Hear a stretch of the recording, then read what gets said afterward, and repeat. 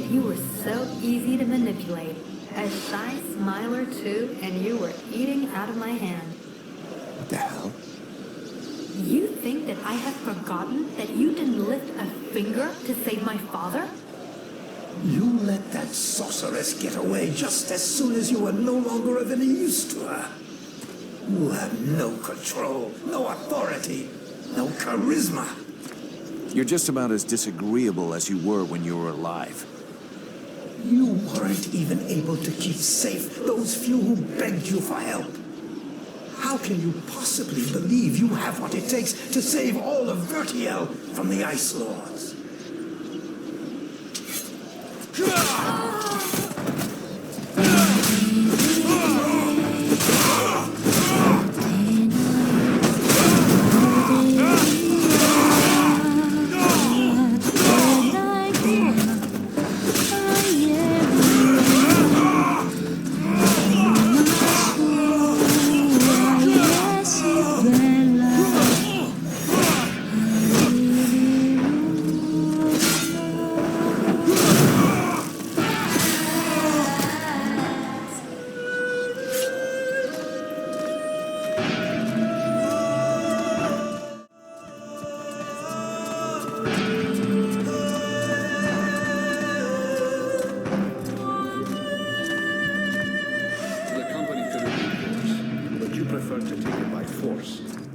Condemn the freeborn blades through your pride and incompetence.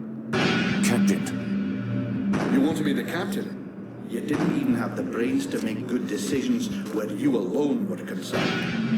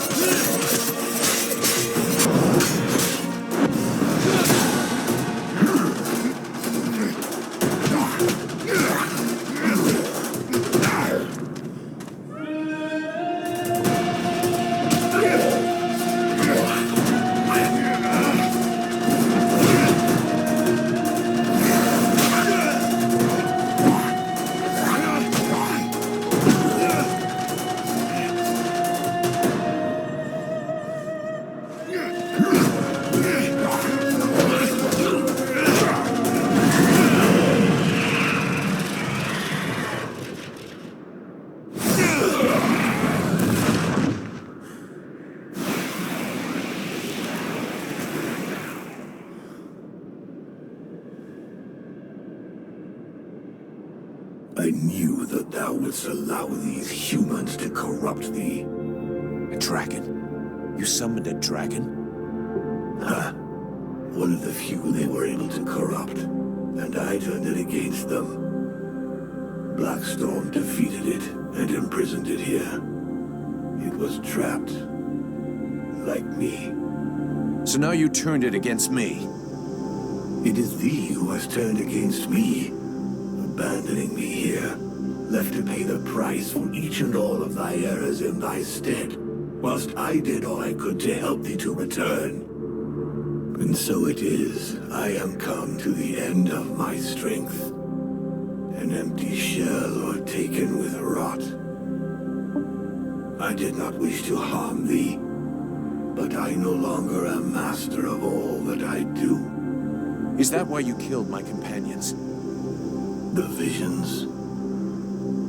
Blame rather thy human half, for that is who hath invoked them, with its fear and its regrets. Thy companions never traveled through the breach. So it comes to this. You and me. It's time we ended this. Ha! It is all I have awaited. Remove these accursed lances from me, and let the world heart become whole once more. Flame will burn bright anew, and the necromancers will be the first into the fire.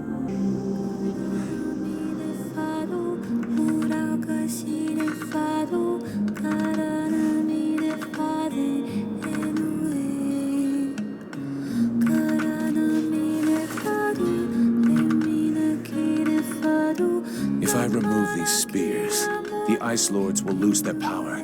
But what will happen to Vertiel? Thy world is weary, all but extinguished. Nothing remains to be saved. It must be cleansed. But inside me is all the power I need to regenerate my world.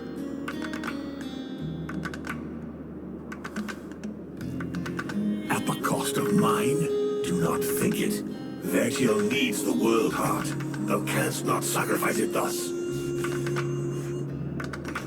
There are still dragons, and this way the necromancers will be destroyed. The fire of the world heart is not completely out.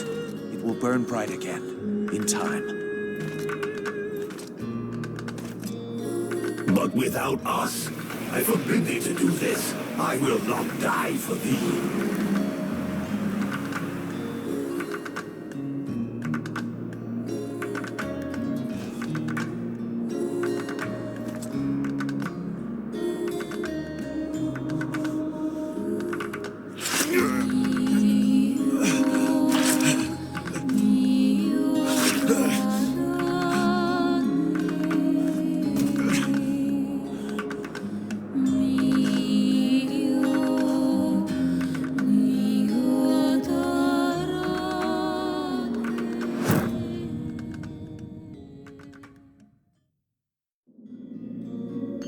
And so ends the tragic, though nonetheless heroic tale of Vulcan Half-Demon. I confess I may have romanticized some aspects of the story, though in my defense, I shall always have something of a soft spot for our dear Vulcan. By releasing the world heart's energy to the surface, he sacrificed himself in order to heal Vertiel and bring an end to the long winter. Ill-prepared for such a powerful energy surge, the Ice Lords were instantly reduced to cinders. I can tell you, no tears were shed at that funeral. Of course, it was only a few centuries before other would-be mages attempted to follow in their footsteps, though what wonderful centuries they were. With Captain Buffalo leading them, the Freeborn Blades legend grew, and they flourished for a time. Sadly, the legend of Buffalo's immortality proved less than accurate, and after 27 battle wounds and another 40 or so years, he eventually died in his bed, to the great sadness of the 3 charming young women who were sharing it with him at the time. Edwin's corpse was mutilated and burned by the command of King Relmar. Such a waste. I remember being quite disappointed at his decision, as I had hoped I might be able to inhabit her body. It had been an absolute age since I was last inside a woman. To no one's great surprise, Relmar proved to be a formidable monarch. Strong, just, and loved by all. He returned a sense of pride to the elves that the war had stolen from them. The Red Scribes... really? Don't get me started on those imbeciles. Nonetheless, it would be uncouth of me not to mention how heartbroken young Sybil was by Vulcan's death. Proud to have fought alongside such a courageous companion, the beautiful young scribe lifted her head high and transformed her grief into purpose. She quickly gained the respect of her peers and was elected chief scribe shortly afterwards when Liestas died quite suddenly. Apparently, the fool succumbed after having imbibed a large quantity of a somewhat questionable nectar that he and his doctor had invented. And as for myself, well, my goodness, I fear that is an extremely long story, and you would quite literally die of boredom before I finished the telling of it. But you see, that's what I like so much about mortals. Their stories last just about the right amount of time, give or take a few decades, and then they're done. And then they come around again. One thing is certain, I have all the time in the world, so who knows? I may get to tell you other tales, if you live long enough. Toodle pip.